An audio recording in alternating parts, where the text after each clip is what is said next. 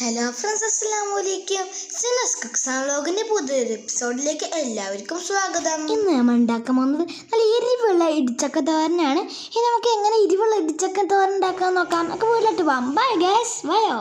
ഞാൻ ഇവിടെ ഒരു കപ്പ് മുതിര എടുത്തിട്ടുണ്ട്. അതിൻ്റെ കല്ലുകളൊക്കെ കളഞ്ഞിട്ട് നന്നായി അരിച്ചെടുത്ത മുതിരയാണ്. ഇനി നമുക്ക് മുതിര കുക്കറിലിട്ടിട്ട് നന്നായി വേവിച്ചെടുത്തിട്ട് വരാം. പിന്നെ നമുക്ക് വേണ്ടത് ഇടിച്ചക്കയാണ്. ഇടിച്ചക്കയുടെ തൊലിയൊക്കെ കളഞ്ഞിട്ട് അതിനുള്ളിലത്തെ മുളഞ്ഞൊക്കെ കളഞ്ഞിട്ട് നന്നായി കഴുകി വൃത്തിയാക്കി വെച്ചിട്ടുണ്ട് ഇവിടെ.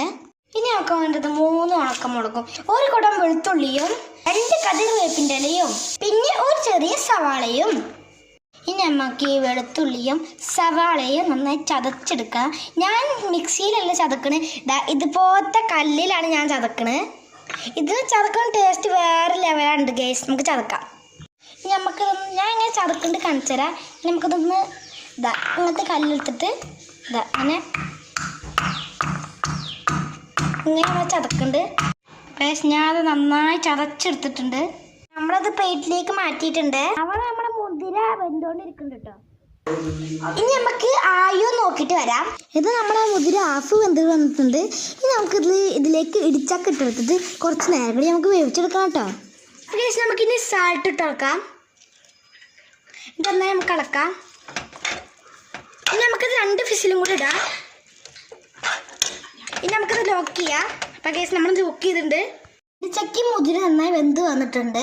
ഇനി നമുക്ക് ഇടിച്ചക്ക മുതിരമാല നന്നായി ഇടിച്ചക്ക പോലെ ഇടിച്ചെടുക്കണം. നമുക്ക് ഇടിച്ചെടുത്ത് വരാം. ചതച്ചതിന് ശേഷം ചിലവരൊക്കെ തേങ്ങ ഒക്കെ ഇടും. ഞങ്ങൾ തേങ്ങ ഒന്നും ഇട്ട് ചേർക്കണില്ല കേട്ടോ.